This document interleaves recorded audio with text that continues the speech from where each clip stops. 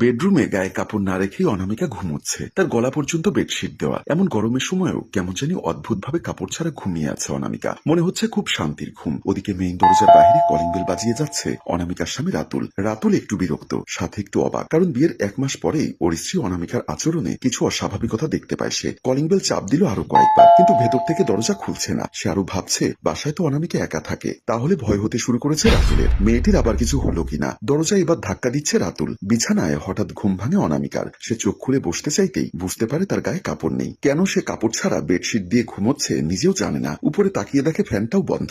এই গরমের ভেতর আমি এভাবে ঘুমোচ্ছি। মুহূর্তেই আবারও কলিং বেলের শব্দ পেয়ে বেডশিট ভালোভাবে গায়ে জড়িয়ে নেয় কাপড় ঠিক করতে। রাতুল কিছুই বুঝতে পারে না। তখনই অনামিকা এসে স্বাভাবিকভাবে দরজা খুলে দেয়। দরজা খুলতেই রাতুল বলল, কই ছিলে? অনামিকা কোনো জবাব দিল না। রাতুল আবারও বলল, তোমার শরীর খারাপ? না, ঠিক আছি, এসো ভেতরে এসো বলে দুজনেই রুমের দিকে চলে যায়। রাতে ডিনার করে তারা দুজনেই ঘুমিয়ে যায়। বিদ্যুৎ চলে যেতেই গরমে থাকতে না পেরে হঠাৎ রাত 2টোর দিকে রাতুলের ঘুম ভেঙে যায়। সে পাশ ফিরে দেখে অনামিকা নেই। রাতুল তড়িঘড়ি করে উঠে বসে। সে খাট থেকে নেমে ওয়াশরুমের দিকে যায়। ওয়াশরুমে ভালো করে দেখে, কিন্তু সেখানে অনামিকা নেই। সে ওয়াশরুমের সামনে দাঁড়িয়ে ভাবছে অনামিকা হয়তো গরমে থাকতে না পেরে বেলকনির দিকে চলে গেছে। তারপর সে সেখান থেকে বেলকনির দিকে যেতে পা বাড়ালো। বেলকনিতে গিয়ে দেখে সেখানেও অনামিকা নেই। এবার রাতুলের একটু ভয় পেতে শুরু করে। হঠাৎ সে ড্রয়িং রুম থেকে ভেসে আসা শব্দ শুনতে পায়। সে তড়িঘড়ি করে ড্রয়িং রুমের দিকে ছুটে আসে। রাতুল ড্রয়িং রুমে এসে দূর থেকে অনামিকার হাসির শব্দ শুনতে পায়। তাই সে আড়াল থেকে দেখছে। আর যা দেখছে সে অবাক হয়ে যায়। দেখছে অনামিকা একা একা কথা বলছে আর হাসছে খিলখিল করে। রাতুল দূর থেকে অনামিকাকে ডাক দেয়, কিন্তু কোনো কথা বলল না। তাই সে বাধ্য হয়ে অনামিকার পাশাপাশি যায়। পাশে গিয়ে অনামিকার পাশে বসে। অনামিকাকে রাতুল ডাক দেয়, অনামিকা, এ অনামিকা। অনামিকা হাসতে হাসতে রাতুলের গায়ে ঢলে পড়ছে। রাতুল ওর গায়ে কয়েকটা ধাক্কা দিয়ে বলল, কি হয়েছে তোমার? অনামিকা যেন হুট করেই স্বাভাবিক হয়ে গেল। বলল, কি হবে? কিছুই হয়নি, ঘুম আসছিল না তাই সোফায় বসেছি। তারপর অনামিকা উঠে স্বাভাবিকভাবে রুমের দিকে চলে যায়। রাতুলও পেছনে পেছনে যায়। অনামিকা চোখ বন্ধ করে শুয়ে আছে। রাতুল বলল, তুমি কি ঘুমিয়ে গেছো? অনামিকা ঘুমকাতুরে চোখে একবার করে উঠে আবারও পাশ ফিরে শুয়ে থাকে। রাতুল অনামিকার গায়ে অর্ধেক চাদর টেনে দিয়ে ওর গায়ে হাত রাখে। সে রাতে রাতুলের আর ঘুম হয় না। সে ভাবছে ওদের বিয়ের কথা। অনামিকার সাথে রাতুলের বিয়ে পারিবারিক ভাবেই। ওরা 2 বোন 1 ভাই। অনামিকা সবার ছোট। বাবা আছে, মা নেই। মেয়েটা বেশ লক্ষ্মী আছে। বিয়ের পর রাতুলের বাবা মায়ের সাথে ছিল। এর 1 মাস পরে অনামিকাকে নিয়ে চট্টগ্রামে চলে আসে। রাতে রাতুলের ঘুম হয় না। পাশে ঘুমোচ্ছে অনামিকা। কোনো অস্বাভাবিকতা এখন নেই। রাতুল পাশে শুয়ে আছে আর অনামিকা পাশ ফিরে রাতুলকে জড়িয়ে নেয় ঘুমের ভেতরেই। রাতুল ঘুমোচ্ছে। ঘড়িতে প্রায় 9টা বাজতে চলেছে। অনামিকা রাতুলকে ডাক দেয়, এই উঠবে না? নাস্তা বানিয়েছি, ওঠো। রাতুল অনামিকার দিকে তাকিয়ে আছে। মেয়েটা সুন্দর একটি শাড়ি পরে আছে। ঘুম থেকে উঠে গোসল করেছে, তাই চুলে এখনো গামছা বেঁধে রাখা। রাতুল অনামিকার দিকে তাকিয়ে আছে। তা দেখে অনামিকা বলল, কি দেখছো? কিছু না। অনামিকা লজ্জা মাখা একটা হাসি দিয়ে রাতুলকে টেনে তুলে বলল, এখন ওঠো, নয়তো দেরি হয়ে যাবে তোমার। রাতুল অনামিকার হাত টেনে বিছানায় বসিয়ে চুমু দিতে যাবে, তখনই অনামিকা, এই কি করছো কি বলে ধাক্কা দিয়ে চলে যায়। রাতুল হাসতে থাকে। ওদিকে রাতুলের বাবা ছোট বোন বেশ চিন্তায়। ছোট বোন কাঁদতে কাঁদতে বলল, আজ কতদিন হলো ভাইয়াকে দেখছি না, ভাবিকে দেখছি না, না জানি কেমন করছে, কি করছে আমার ভাইয়াটা। বাবা বলল, আরে তোর ভাই রাতুল এখন ছোট না, ও যথেষ্ট বড় হয়েছে। তোর যদি মন চায় আমি ফোন করি, কথা বলবি? কথা বললে কি মন ভরে বাবা? ভাইয়ার হাতের আইসক্রিম খাচ্ছি না কতদিন। আচ্ছা চল একবার গিয়ে দেখি। এতক্ষণে আমার মনের কথাটা তুমি বুঝলে তাই না বাবা? তারপর বাবাকে জড়িয়ে ধরে। রাতে ডিনার শেষ করে বিছানায় ঘুমিয়ে আছে রাতুল। রাত অনেক, তাই কখন যে রাতুল ঘুমিয়ে যায় টেরি যায় না। ঘুমের ভেতরে একটা দুঃস্বপ্ন দেখে জেগে যায় রাতুল। পাশে ফিরে দেখে অনামিকা খাটে নেই। সে হালকা অবাক হয়ে তাড়াতাড়ি উঠে বের হয়ে যায়। সোফায় এসে দেখে অনামিকা একইভাবে হাসছে আর একা একা কথা বলছে। রাতুল তা দেখে ভাবছে শহরে ভূত আসবার কথা না, তবু কেন জানে রাতুলের ভয় লাগে। অনামিকার সাথে কি তবে কোনো জিন ভূত আছে?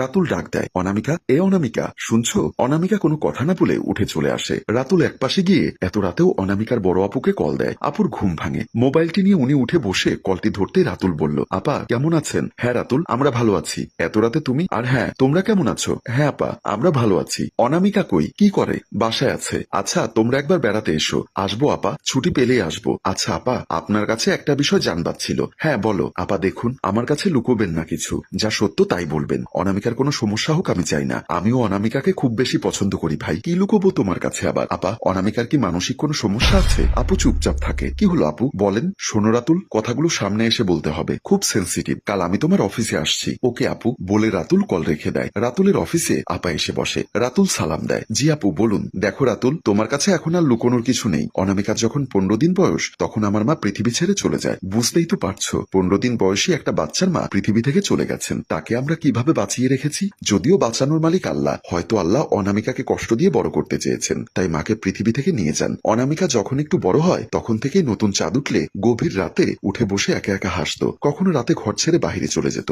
যখন বিষয়টা আমার বাবা জানতে পারে, নতুন চাঁদ উঠলেই অনামিকার পা রশি দিয়ে বেঁধে রাখতো। অনামিকার যখন 13 বছর বয়স, তখন একবার রাতে রশি খুলে ঘরের বাইরে চলে যায়। অনেকক্ষণ খুঁজবার পরে বড় বাগানের বটগাছের পাশে খুঁজে পাই। এরপর নতুন চাঁদ উঠলেই অনামিকাকে শেকল দিয়ে বেঁধে রেখেছে বাবা। তবে বাকি সব দিন অনামিকা স্বাভাবিক মানুষের মতোই ছিল। অনামিকার এই বিষয়টা গ্রামের কিছু মানুষ জানে, যার কারণে বিয়ে ভেঙে যায়। অনামিকা সেবার আমার ছোট খালার মেয়ের বিয়েতে গেলে তখন তোমার মা অনামিকাকে দেখে পছন্দ করে। অনামিকার এই সমস্যার কারণে বিয়ে ভেঙে যাচ্ছে, তাই আমাদের বাড়ির সবাই সেই ঘটনা চেপে যায়। অনেকে বলেছে বিয়ের পরে ঠিক হয়ে যেতে পারে, তাই এই কথা আর বলা হয়নি। আপার কথা শুনে ভয় শুরু হলো রাতুলের। ঠিক আছে আপু, আপনি যান তাহলে। আপু বের হয়ে যায়, রাতুলও সব গুছিয়ে বের হয়ে যায়। অনামিকাকে নিয়ে রাতুলের একজন বন্ধু সাইকিয়াট্রিস্ট ও চেম্বারে যায়। ওকে সব খুলে বলে সব বুঝালাম, তুই একটু আমার সাথে আয়। দুজনে উঠে এক পাশে যায়। শোন, সবকিছু দেখে শুনে যা বুঝলাম, তোর বউয়ের মা তাকে ছোটবেলায় রেখে পৃথিবী থেকে চলে যাওয়ায় ঠিকঠাক আদর যত্নে বড় হয়নি, যার কারণেই এমন অদ্ভুত আচরণ করে। তুই বরং দূরে কোথাও থেকে এক সপ্তাহ ঘুরে আয়, সমুদ্র কিংবা পাহাড়ে। ঠিক আছে বন্ধু, ভালো থাকিস। রাতুল খাবার খেতে বসেছে। অনামিকা প্লেটে খাবার দিল। কিছুক্ষণ পরেই অনামিকা বলল, তোমার কি মনে হয় আমি পাগল? রাতুল কথা শুনে তাকায়, কি জবাব দিবে বুঝতে পারছে না। অনামিকা থেমে বলল, হ্যাঁ, তোমার আমাকে পাগলই মনে হয়, তাই তো পাগলের ডাক্তার দেখাতে নিয়ে গেলে। রাতুল বলল, দেখো তেমন কিছু না। অনামিকা বলল, তুমিও কি আমাকে শিকল দিয়ে বেঁধে রাখবে? যদিও মেয়েদের পায়ে জন্মের পরে অদৃশ্য একটা শিকল থাকে, এটা করা যাবে না, ওখানে যাওয়া যাবে না, আরো কত কি বিধিনিষেধ। অনামিকার কথায় কি জবাব দিবে রাতুল বুঝতে পারছে না। মেয়েটার চোখে পানি এসে যায়। রাতুল উঠে অনামিকাকে জড়িয়ে ধরে। প্রায় 1 মাস পর অনামিকাকে নিয়ে সমুদ্রে পাহাড়ে সব জায়গায় ঘুরে আসে রাতুল। অনামিকা বেলকনিতে দাঁড়িয়ে আছে। রাতুল পাশে গিয়ে দাঁড়িয়ে হাত ধরে। অনামিকা বলল, শক্ত করে ধরো, খুব শক্ত করে। রাতুল হাত ধরে রাখে। আমি পাগল না, বিশ্বাস করো, তুমি সারা জীবন আমার হাতটা ধরে রেখো। হ্যাঁ রাখবো। তুমি জানো আমার মা পূর্ণিমা রাতেই আমাকে একা রেখে চলে গেছেন। আমি তাই চাঁদ উঠলেই মাকে খুঁজতে বের হয়ে যেতাম। রাতুল দেখছে অনামিকার চোখে পানি। চোখটা মুছে দেয় রাতুল। অনামিকার মাথা রাতুলের কাঁধে রাখে। তুমি জানো তুমিও আমার চাঁদ। আকাশে একটা চাঁদ, তার চেয়েও বেশি সুন্দর একটা চাঁদ আমার পাশে, যে চাঁদ এখন আমার কাঁধে মাথা রেখে গভীর ঘুমে। অনামিকার চোখে জল এসে যায়। রাতুল চোখের পানি মুছে দেয়। অনামিকা রাতুলকে জড়িয়ে ধরে। মেয়েটার প্রতি বেশ মায়া লাগছে। কেন লাগছে জানে না। অনামিকা যদি পুরোপুরি পাগল হয়ে যায় তবে কি হবে? তবে কি শিকল দিয়ে বেঁধে রাখতে হবে? আমি এই মেয়েটার সাথে সারা জীবন থাকতে চাই, গোটা একটা জীবন। দুজনের সুখী মুহূর্ত দেখিয়ে আমাদের গল্প এখানেই শেষ হয়। সম্মানিত ভিউয়ার্স, ভালোবাসা, আদর ও যত্ন পেলে প্রত্যেকটা মানুষ সবসময় সুস্থ থাকে। স্বামী স্ত্রীর ভালোবাসা এমনই হওয়া উচিত। সুখী হোক সকল পরিবার। গল্পটির ভাবনা ও পরিচালনায় হাশেম রাজু, চিত্রগ্রহণ শিহাব ও প্রযোজনায় মঞ্জুর মোর্শেদ মিউজিক প্লাস। গল্পটি ভালো লাগলে লাইক, কমেন্ট এবং শেয়ার করে সাথেই থাকুন। ধন্যবাদ।